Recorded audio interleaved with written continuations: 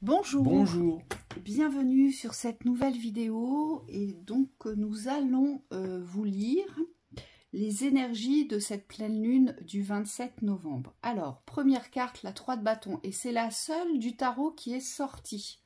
Projet d'avenir concret dans la réalisation. Projet d'avenir porté vers les ouvertures. Projet d'avenir porté vers la réussite. Positif. Oui. Donc, ça va nous demander de voir loin, de voir grand, de voir haut, on nous dit. C'est une pleine lune de grandeur et de hauteur pour moi. C'est prendre de la grandeur, de la hauteur sur nos projets afin de les concrétiser. Hein, c'est vraiment comme ça que je l'ai reçu ici. On me dit c'est aussi repositionner vos projets dans une image positive. Alors soit vous avez besoin de redorer le blason, c'est-à-dire de replacer une énergie de réussite dans vos projets, soit on me dit élever vos projets, c'est-à-dire on me dit être plus ambitieux sur les résultats, mais sans attente, c'est-à-dire qu'il y a besoin de changer de niveau, on vous dit. Et moi, j'entends plus de volonté à vous accomplir. Alors, quand je dis vous, c'est nous, hein, vous le savez bien, on se comprend Oui. toujours dans ce qu'on vous dispense. Oui. Et là, les guides me disent plus de volonté à vouloir s'accomplir, à vouloir se construire. Donc, c'est le miroir de ce qu'évoquait Thibaut. C'est ambition, détermination, on va jusqu'au bout, jusqu'à ce qu'on obtienne un résultat, ici. Oui, et on vous dit il va falloir maîtriser les rythmes dans cette quête, parce que tout n'est pas dans l'instant. On me dit il y a des phases d'avancée, il y a des phases d'harmonisation intérieure, et le but ça va être d'être dans ce respect des rythmes pour pouvoir arriver à votre but. Les faux pas ici nous rappellent que nous faisons tous des faux pas, mais ces faux pas sont source aujourd'hui d'initiation et sont source d'expérience. Donc ça veut dire que pour devenir l'éclaireur de la construction de son projet d'avenir, vers la hauteur et la réussite, on doit se servir de ces expériences passées afin de ne pas les réitérer. C'est ce que ça veut nous dire. Oui. Ensuite, cette carte de l'aventurier, elle nous dit, bah oui, les projets d'avenir vers l'ouverture, on ne connaît pas le chemin. Aujourd'hui, on ne sait pas quel chemin on va emprunter, on ne sait absolument pas ce que l'on va trouver sur notre chemin, et puis surtout, l'aboutissement, le résultat, nous l'aurons que dans l'instant où nous arriverons au bout de la réalisation. Donc ça veut dire quoi? Ça veut dire qu'on va connaître, pour ces projets d'avenir comme pour tout projet, il y aura forcément des phases d'instabilité, mais qu'il faudra tourner en positif par rapport à votre discernement, à votre sagesse, à votre expérience. Et ce qu'on nous dit ici, c'est que malgré les phases de ça va moins bien, j'ai moins de volonté, moins d'ambition, on nous dit restez sur cette aventure. Oui. C'est ça le plus important ici. Oui, on vous dit de ne pas revenir en arrière, c'est-à-dire que tout ce qui a été posé, que ce soit dans vos expériences passées ou dans les expériences que vous venez de transmuter, il n'y a pas à remettre en question les choix du passé. Le tout, c'est d'arriver dans votre présent à être dans une nouvelle vision, un nouveau discernement, j'insiste, de l'instant. Pour avoir la vision juste, on me dit qu'il va vous permettre ici de renforcer le passage vers la réussite. Donc c'est plus de voir ce qui ne va pas devant soi, c'est de renforcer ce qui peut aller. Et on vous dit c'est comme ça que vos projets vont pouvoir trouver une nouvelle énergie d'aboutissement. Et on me dit une finalité. Et c'est pour ça qu'on nous parle de changement, ici, de changement sur nos limitations, de changement sur nos croyances limitatives. Vous voyez, cette bulle de verre, ici, on doit l'exploser. Oui. Il y a quelque chose à changer par rapport aux limites que l'on s'est fixées et par rapport à nos croyances qui nous limitent dans nos expansions, dans nos créations, dans les réussites, vers la grandeur, vers la hauteur. Il y a vraiment quelque chose à briser ici. Hein, c'est vraiment ce qu'on me montre, c'est de l'expansion. c'est comme si on devait s'expanser aujourd'hui tout autour de soi dans la force de vouloir se réaliser. Oui, ça veut dire soit renforcer son projet ou son idée de réalisation, donc c'est se renforcer sur cette capacité à atteindre le but, et on me dit à être sûr que le but est bon, donc définition du but précise, concise et directe. Et on me dit pour d'autres, ça va être d'enlever les aléas qu'il y a de poser sur les extérieurs. C'est-à-dire qu'aujourd'hui, les extérieurs ne doivent plus venir perturber votre projet. Et donc, il y a soit une minimisation des extérieurs, soit un renforcement de la croyance qu'aujourd'hui, rien ne peut vous arrêter. Et là, on me dit, il y a du taf. Alors, on me dit au niveau de l'ego, c'est comme s'il fallait se convaincre qu'on est sur le bon chemin. Mais c'est pas une conviction mentale, on me dit c'est une conviction de force, de foi. Et on me dit il faut pas hésiter à aller contre ses pensées parfois. D'avancer. Ouais. C'est une conviction d'avancer, d'avancement, en fait. Ouais. C'est si on ne se convainc pas qu'on peut avancer pour se réaliser, aujourd'hui on va rester en retrait. Hein, et donc on va rester dans cette bulle de limitation. Aujourd'hui, c'est vraiment revenir sur le travail de la confiance, de la conviction, et on me dit des actions à poser pour créer les ouvertures. Oui, c'est très très important de vous servir des cycles. Pardon, je suis parti. Sur la nouvelle lune, on me dit parce que c'est des énergies propices, c'est un peu comme un surfeur sur une vague ici, ça vient amplifier les possibilités de transmutation ici, de transformation. Donc il y a nécessité ici de renforcer, je dirais, votre énergie, votre motivation intérieure pour pouvoir bénéficier pleinement des énergies lunaires. On me dit il n'y a pas l'un sans l'autre. On ne peut pas être que porté sur les extérieurs, on ne peut pas être que porté sur les intérieurs. Donc on me dit pour ceux qui sont dans des tunnels de réalité où vous êtes détaché de la réalité telle qu'elle est, il y a nécessité aussi de vous relier aux espaces extérieurs, c'est-à-dire aux réalités extérieures pour savoir si c'est le moment d'agir, d'enclencher. Vous voyez, il y a une forme d'écoute et d'échange communication à retrouver avec les rythmes de la vie. Pour vous permettre, on vous dit d'ouvrir de nouveaux espaces. Vos nouveaux espaces d'écoute, moi j'entends ici. Vous voyez, c'est comme si on vous sonnait. Mais tu vas entendre qu'il y a une autre possibilité, qu'il y a un autre chemin, que tu peux ouvrir différemment. Ou alors tu vas entendre qu'il ne faut pas baisser les bras, qu'il faut continuer, qu'il faut avancer. Voilà, c'est aussi savoir entendre les nouveaux messages de sa propre communication aujourd'hui d'encouragement. N'attendez plus des autres cet encouragement, on me dit cet aval, cette autorisation aujourd'hui pour faire telle ou telle chose. Aujourd'hui, on doit tous être en capacité de s'auto-motiver, de s'auto-structurer dans l'ambition, la volonté, et ça fait partie de nos écoutes intérieures, ça fait partie de la communication avec soi. Et là, Michael revient sur l'expression verbale vis-à-vis de vos projets, vis-à-vis de votre vie, vis-à-vis de vous. Attention à cette expression, elle doit toujours aujourd'hui être transformée dans l'objectivité et dans les ouvertures. Donc pas de dévalorisation, pas d'auto-sabotage et pas d'influence extérieure aujourd'hui. Oui, oui, c'est juste. Et on me dit, les guides me disent que vous avez autour de vous des modèles, des exemples dont vous pouvez vous inspirer. Ce qu'on me montre, c'est que c'est pas forcément les humains qui sont le plus motivants parfois. Les animaux. On me dit certains animaux peuvent vous ramener dans la force de vie. Alors je dis pas qu'ils vont vous transmettre quelque chose de direct à direct, mais on me dit ils peuvent inspirer quelque chose en vous que vous aviez perdu. Et dans ce sens-là, on me dit observez ce qu'il y a autour de vous parce que vous pouvez en apprendre beaucoup en observant. Et ça, c'est vrai.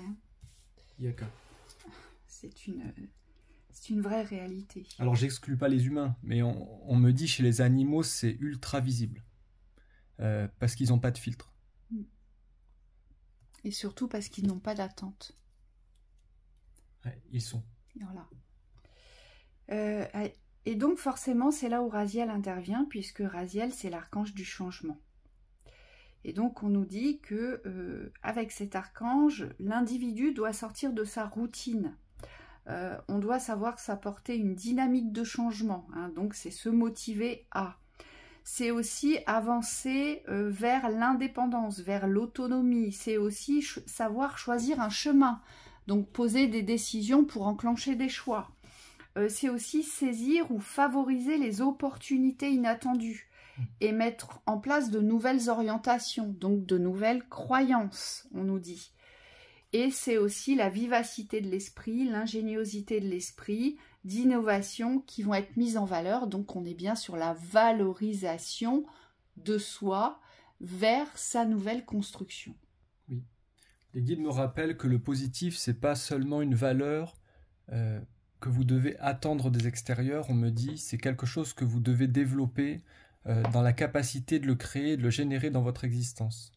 On me dit si aujourd'hui vous vivez une existence où, selon vous, il n'y a pas assez de positivité, je dirais le premier point à aller voir, c'est votre état d'esprit. Est-ce que vous-même, vous êtes dans un état d'esprit positif? Et on me dit on a le droit d'avoir des failles ou des moments négatifs, mais on me dit est-ce qu'on est en capacité aujourd'hui, est-ce que vous êtes en capacité de vous ramener vers le positif?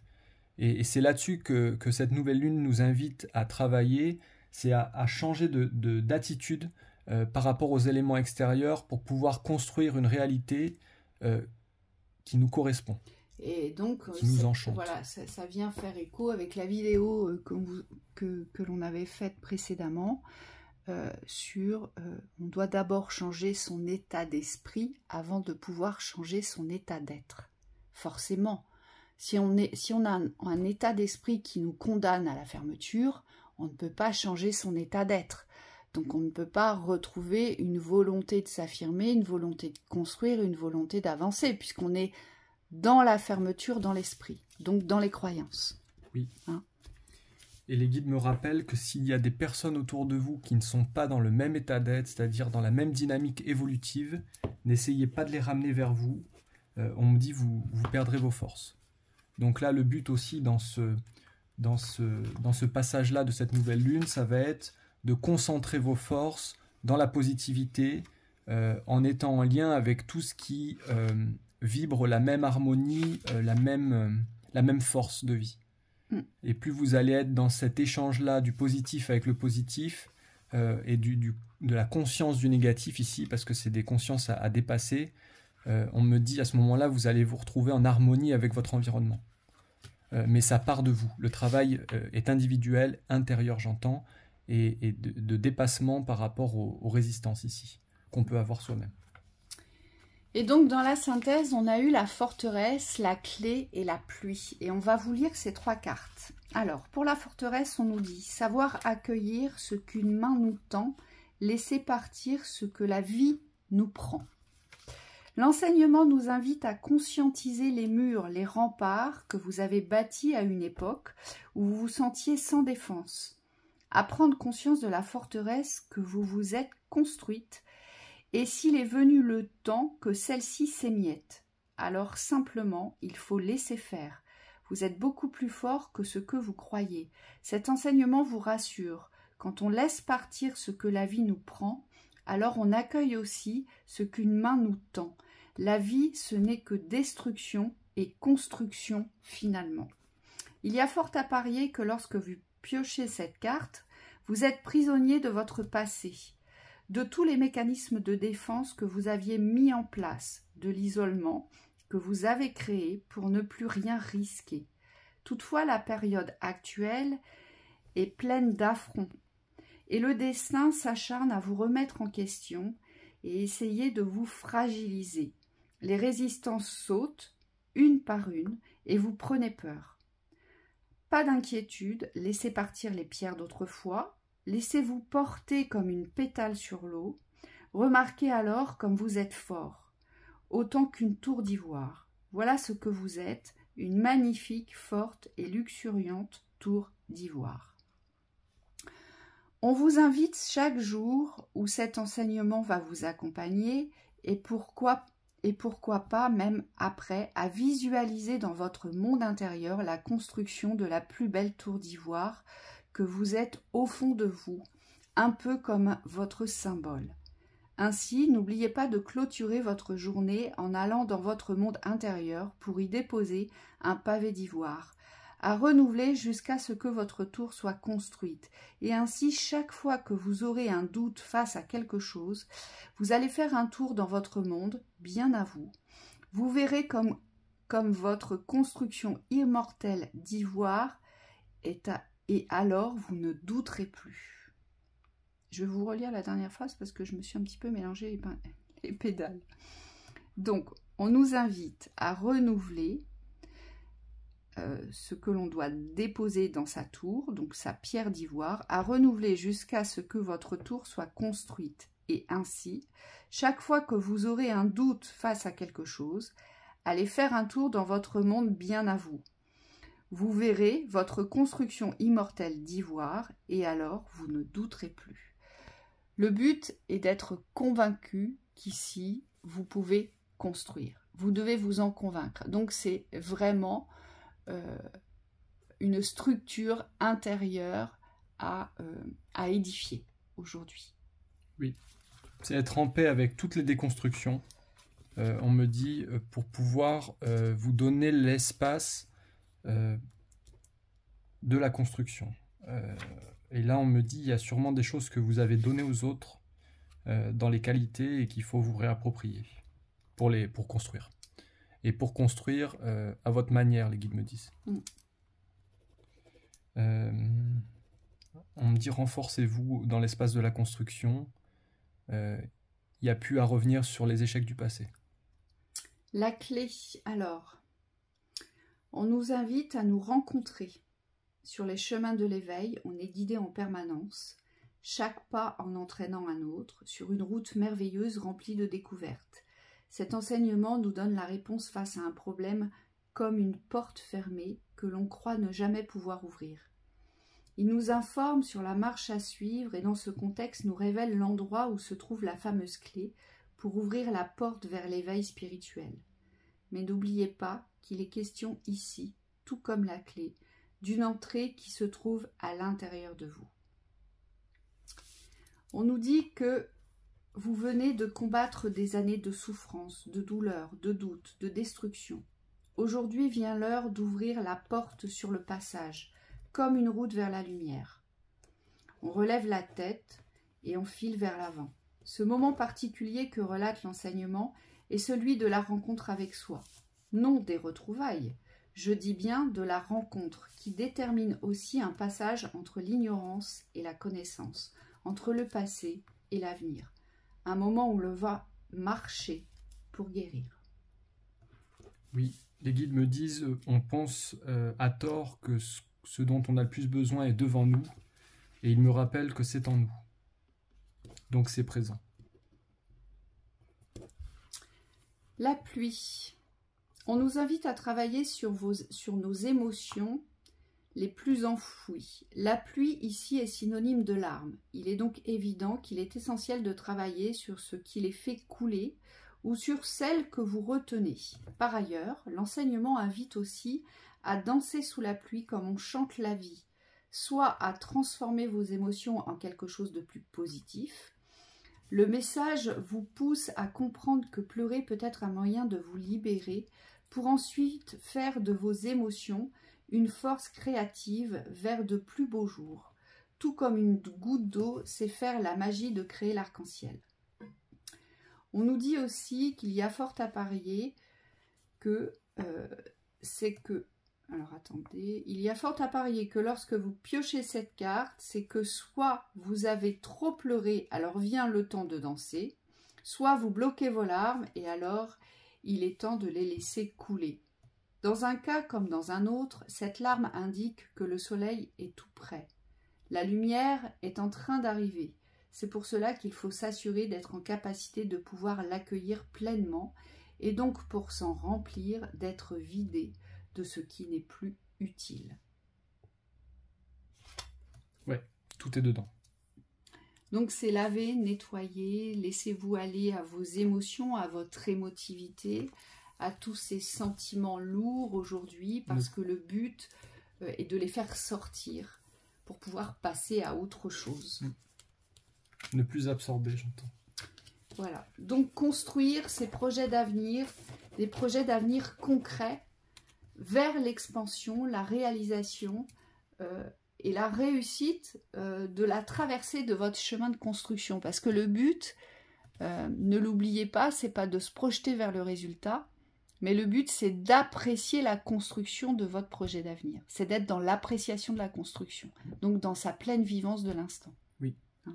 Et les derniers petits messages, les guides me disent, au niveau de la pluie ici, c'est comme si vous aviez besoin dans votre projet de rester centré sur vos émotions et de ne pas absorber les extérieurs, donc tout ce qui est, j'ai envie de dire négatif ici, c'est-à-dire qui va porter à négativité, on me dit faites le tri. Faites le tri pour ne recevoir que ce qui vibre pour vous et ce qui a de l'impact dans la réalisation de votre projet. Voilà, on vous souhaite une très belle pleine lune. À bientôt.